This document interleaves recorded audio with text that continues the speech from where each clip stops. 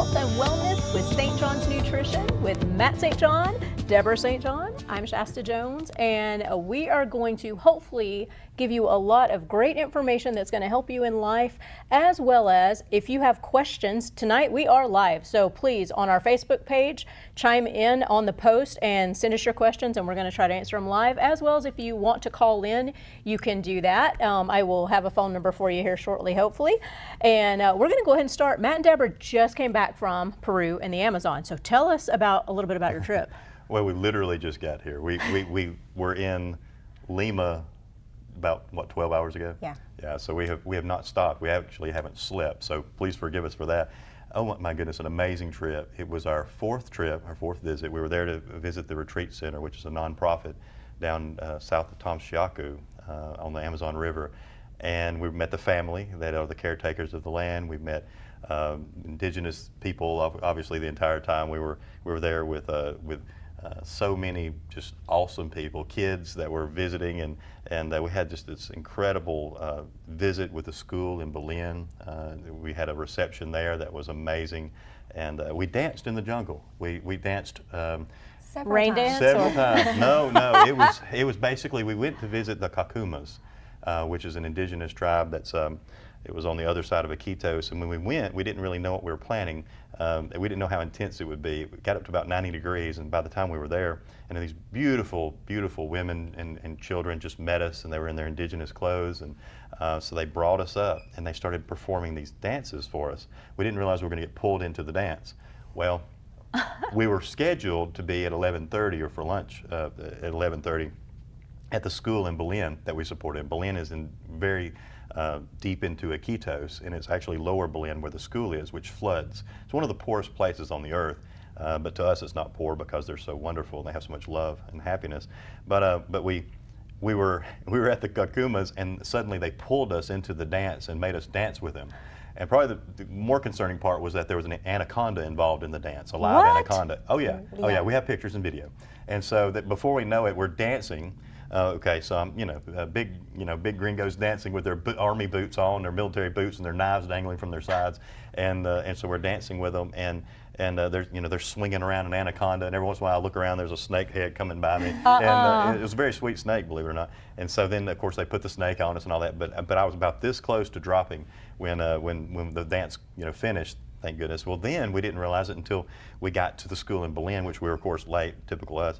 And we get to the school in our tuk-tuks, and there's around 150 children and adults and their families and and the teachers and the educators there, and they have these signs made. And of course, it's wonderful. It's like Matt, Deborah, and all this, and misspelling our names a little bit and all, but which was almost, it was too much for us. Precious. We're like, we're there for the Lord and not us. But they put crowns on us. They performed dances for us. Well, the last dance that they performed for us, they pulled us into the dance. So before we know it, Deborah and I are dancing around with the school children, and we survived. Let's just say that it was wonderful. Loved it. They loved it, and we survived. So it was, and I don't know that we really danced that well, but it looked pretty good on film.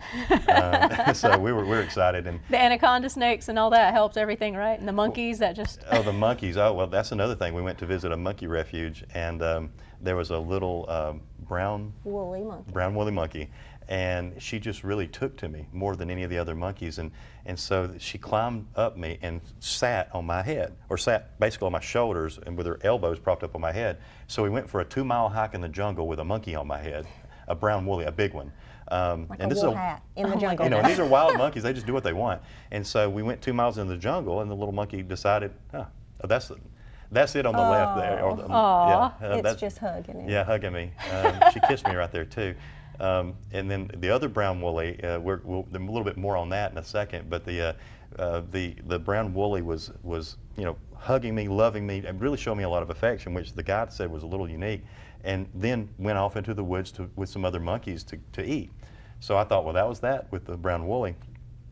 We started walking off, and we started hearing her, screaming a little bit, and she came running up behind me, and I held my hand out. She climbed back up on my head. Aw. Then we had that moment that you saw on the left there. Now the other brown woolly was that was our parting gift. That was a rescue monkey from the black markets of Berlin. A friend of ours, Percy, was able to rescue that monkey for us. He's currently taking care of that monkey in his home.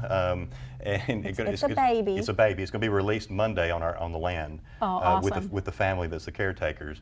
And so that's little what's his name? Nero. Nero. That's Nero the monkey. It's a little male brown woolly, and that was actually at our hotel. The hotel keeper, her name is Fabiola. Fabiola. Sweet lady. She let us take the monkey in her hotel. Oh, it's a 5-star hotel. Yeah. And the monkey was not quiet to begin with. But anyway, that was our parting gift, especially for Deborah, was a little baby Nero brown woolly that's going to be released. And thank you, Percy, for taking care of that monkey and for helping us get that. And so that's part of what we're going to be doing also with our retreat center, other than just helping people with PTSD and helping people from here go there and people from there to have a place to stay and all. It's going to be also for as a retreat center and then a rescue center for little monkeys and Lord knows what else at this point. Whatever the Lord brings us. Right, well, so and there it is. Coming right back from there, is there any new herbs or medicines that right off the bat that you have looked into while you were there this time? Well, we actually had a Cambo session, which is actually a frog medicine, which is really interesting, and that you can Google Cambo, but we actually both had Cambo applied on our front porch. Okay. Interestingly enough, the greatest thing that happened on the entire trip happened on that front porch. A 63-year-old shaman named Jaime accepted Jesus Christ. Oh, wow. On our front porch the first morning that we woke up after breakfast. Wow, that's awesome. Yeah, he had a vision. He had a vision from God. He saw Jesus. He saw a ladder going up to Jesus, which of course we know is Jacob's ladder. And that's a vision actually commonly seen by shaman across the world. Oh, wow. Is this Jacob's ladder. And there's a story about it in DNA, and we can get to that one day too. But he came and he said that he literally heard from Christ that it was time that the time was near, and that it was time for him to get his situation in order and to accept him. And so he accepted Christ right on the front porch. Wow. Right there, we prayed the prayer of salvation, and his wife accepted Christ the next night, right there on her front porch. So it's just amazing, and they're pillars in the community. And being a 63-year-old shaman, now he says he's going to be healing for no one but Jesus. Yeah. And he's very excited. On the left is Sadith accepting Christ. There's John Pierre. Hey, John Pierre, I think he might be watching down in Peru. He was our translator, and I believe actually called into ministry on this trip. The middle is the school in Berlin, some of the teachers and the Parents Association. And on the right is Jaime accepting Christ on our front porch. Oh, wow. We have a video of the entire thing. It was amazing. It was so surreal because Jean-Pierre and I were just talking about Jaime, and he literally came walking out of the woods right after we finished breakfast down the path, and he literally sat in that chair and accepted Christ. So it was worth it just for that. But we also learned about chichiwasi. We learned about what is chichiwasi is an indigenous plant that they use a lot for heart, as a heart stimulant to help the heart to function better. And also, what else with chichiwasi? Arthritis, inflation, a lot of. And they call it a love potion. Oh yeah, that's true. A little bit of a we don't get anywhere near it. We're already kind of anyway. But they call it a love potion for those who need it. Also, so chichiwasi was something we learned about. We also did an herb walk on our property and on the land there, and so there's a lot of video that we took that we have to compile and finish. We have not compiled any of it at this point. You literally just got back in the country. We're still in Peru. We don't know. I mean, literally, we're on antiparasitics and everything, and limited diet. So we're kind of like just barely here, but we're so happy and excited because it's been just. I mean, it's surreal, really. Every time we go down there, we come back with a new energy and a new vibrance that's just hard to describe. Well, again, for anyone out there, we are actually live right now, so if you have questions, please send those in on Facebook or call the station here at 256-831-4624. and we will get those questions asked right here with them. But we're going to go to some other questions really quick that we've had from some of your viewers in the past. An easier one probably that most people do deal with is there a way to treat a headache without using drugs? What would you suggest? Or? Absolutely. Well, the first thing to determine is, why do you have the headache? A lot of people think a headache is just something that might just happen or occur, but there's no reason. There's no reason a headache should just exist without knowing exactly why it's happening. It can be chemical sensitivities. That's what, for most people these days, that's what it is. It can also be hormones. For a lot of people, it can even be barometric pressure. But still, even when it's barometric pressure, there's other factors normally at hand. And so the people really need to figure out kind of what it is that's causing the headaches, or especially if it's migraines. And then it can be teeth problems, it can be oral issues, and then from there, we can kind of really determine what's best. Just generically, we have a product called MigraCare, which is sort of an across-the-board aid to people that having just migraines or just sort of headaches, and it's a blend of feverfew, of white willow, and then we have what's the other ingredient? Feverfew, white willow, and butterbur extract. Butterbur is really interesting because it helps a lot with sinus headaches, and they found that there's some good clinicals on it for sinus headaches. White willow is a natural source of salicylic acid or aspirin. So they used to only extract aspirin from white willow. Oh, wow. So technically, when you hear about aspirin, it was derived originally from a plant, just like 70% of all of our medicines. Wow. As a matter of fact, they say that 70% of all medications are sourced from plants within the Amazon. It's just amazing to think that all of that came from that the one Amazon. area, and where you guys have that. Well, it's amazing too. They call the Amazon the lungs of the world. Yeah. And when our world stops breathing, we're going to have a real problem. Yeah. We have deforestation. We have greed is what's destroying the Amazon. Now typical people don't like to be in the Amazon. It's too hot. And that's what has protected. It's the only thing that has protected the Amazon. And it's why all the indigenous people there get along, because the indigenous people there also came from Latin America and from even the continental United States. So the indigenous Amazonians are there, and they've been safe because people like us sweat and are so miserable there. But what's wild is that there's so much now between the greed and people from Colombia, child trafficking. There's so many major issues for Iquitos in that region that we thought we were there for the medicine, and that is originally what brought us, and we are there for the medicine. But now, I mean, it's so extreme. The children, the needs that they have. We need help. There are people that need help. But we received a pot while we were at the a little what would you call it, a water pot, a handmade clay water pot while we were there. And in the pot, we opened it up after it was a gift for us at the school. And when we opened it up, there was a note that we couldn't read. So I send the note to a friend. I'm like, Javier, can you read this? And Javier sends it back and says, tells us what was said. And this lady has a child, a grandson, whose mother passed away 2 months ago. Oh, wow. Never knew his father. And the child has had, mental problems and is having a lot of horrible issues, both physiological and mentally, and they need some help for the child. And it's so little as far as the money that's needed. Most psychiatrists there work another job. Yeah. They're trained psychiatrists, but they start their practice at 7 p.m. because they've literally been in the fields before that, or whatever, working another job.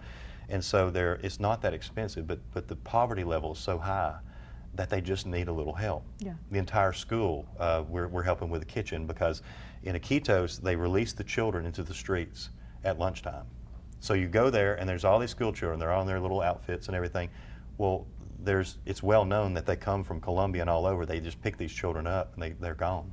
And it's one of the worst, other than Thailand, I think it may be the worst place on the earth for child trafficking. That's so horrible. If you can keep the kids at school, then the kids won't get abducted. Well, how do you keep them at school? Well, you feed them. Yeah.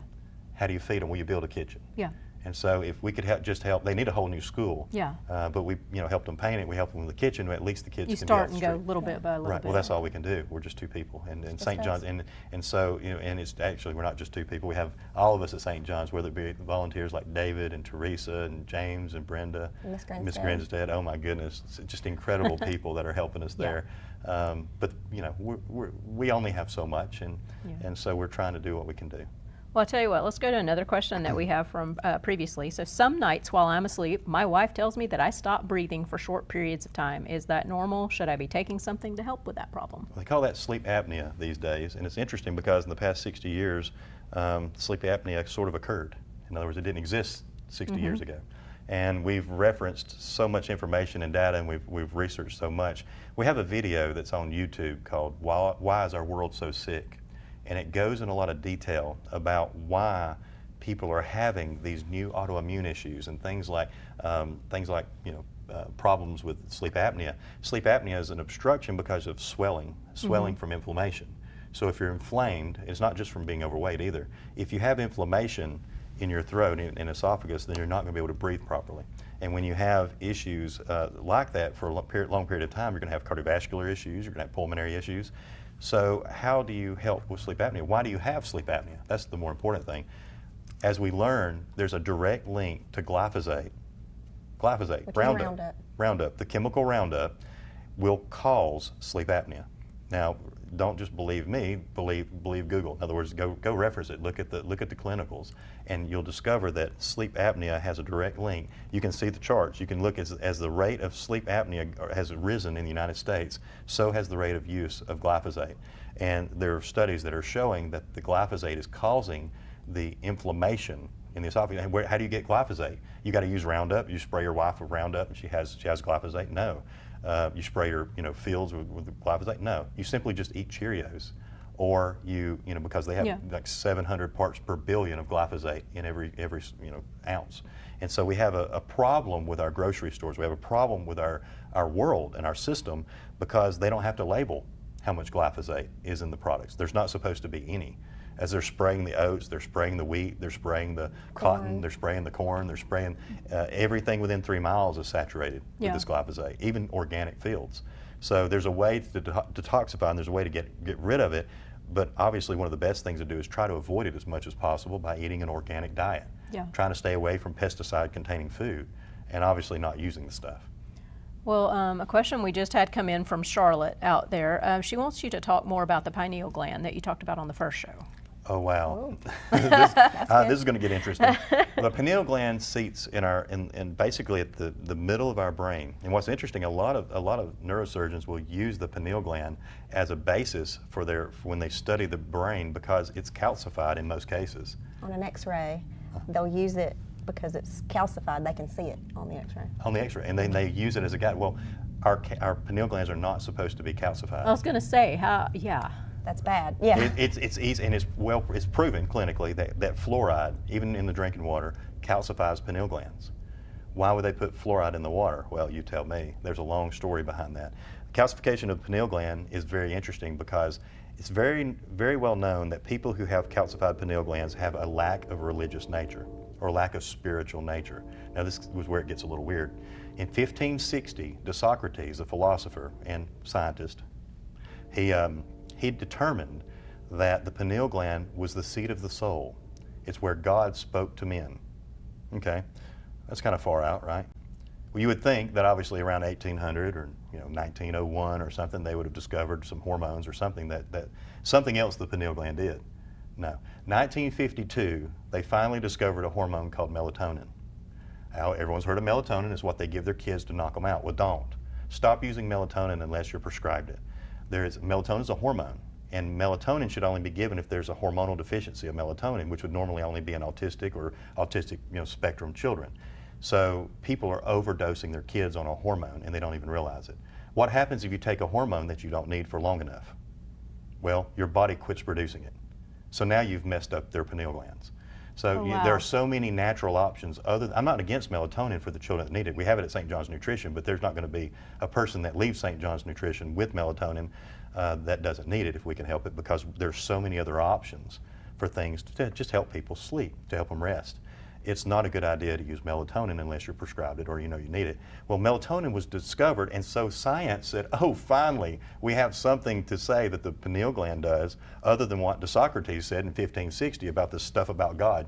Science doesn't really want to believe in God.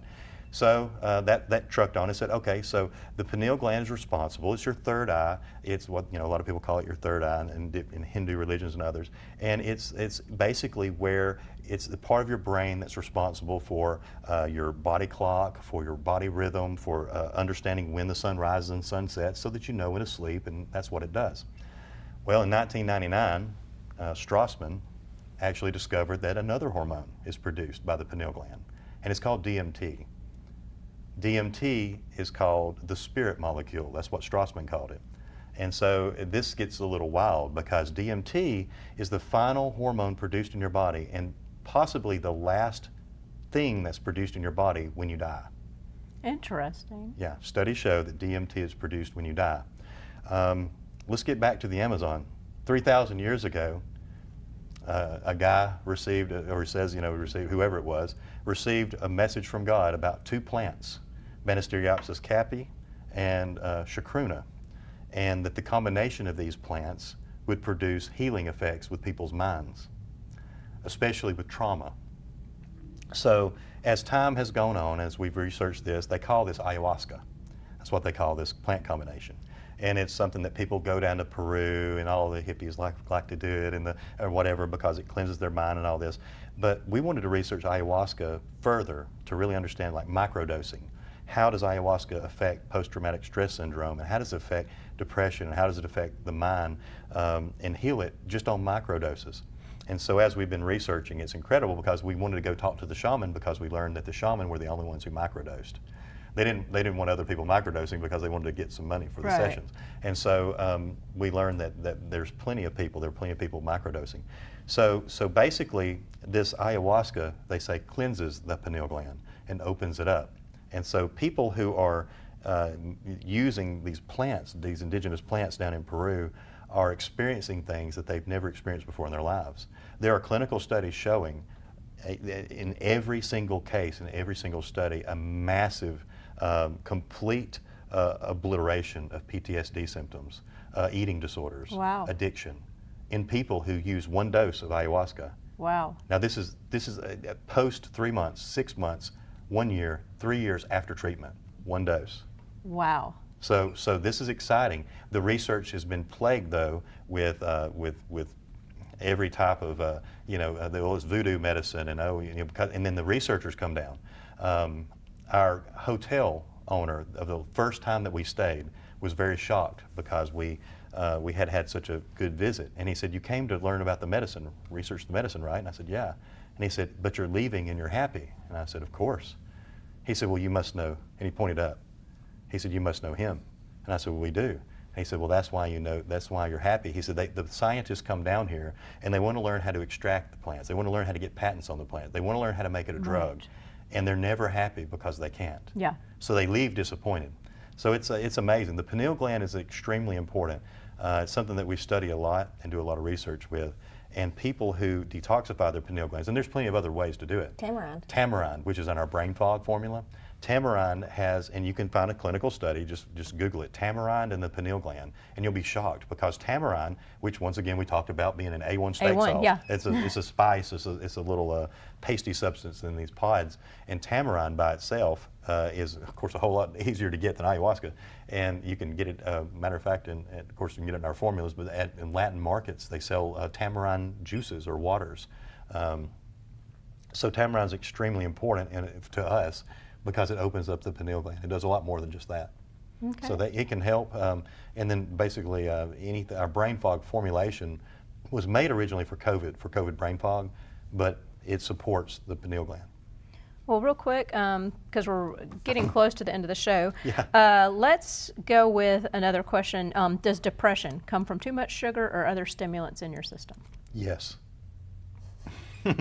How would you Yes, it how would does. you deal with that? What would you? Well, too much sugar in your system, of course, will cause too much sugar in your system is a great breeding ground for depression, for cancer, for diabetes, for any type of issue. Bad things in the body feed on cancer, including parasites and everything else. Feed on sugar, I should say. And so the more sugar we have, the less healthy we are. So as we're dealing with depression, we have to look at our diets. So most people are dealing with depression for a variety of reasons, but they're aided with protein, amino acids. Amino acids are, they comprise protein like a puzzle. We'll say that if you have 1 gram of protein, you have a completed puzzle, like a jigsaw puzzle. Each piece of that puzzle is an amino acid. It may be L-glutamine, L-arginine, L-ornithine, L-tryptophan, L-theanine. All of these various amino acids have an effect on your mood, on your thinking, on your brain. And just supplementation by itself of L-theanine, for example, has been shown to help alleviate depressive states. But there are so many people dealing with depression today for so many reasons that we like to take the person, the individual, and really look at them and see what they need, what they're deficient in. Most people are deficient in protein. They really are. They eat the wrong proteins. They eat fried catfish instead of boiled fish and such things. And if you're not getting enough protein, then you can't think correctly. And if you do that for long enough, you will have deficiencies. And if you have deficiencies of amino acids, you're going to have depression. It's very interesting when you look at depression and the multiple reasons why people can have it. But it's so amazing how God has provided so much life, so many plants that help. He knew that we were going to be depressed. Mm-hmm. And so he provides that medicine in so many different plants and so many different types, even foods. Well, another quick question. We've only got a few minutes left here. Can anything be done for recurring shingles that someone's having?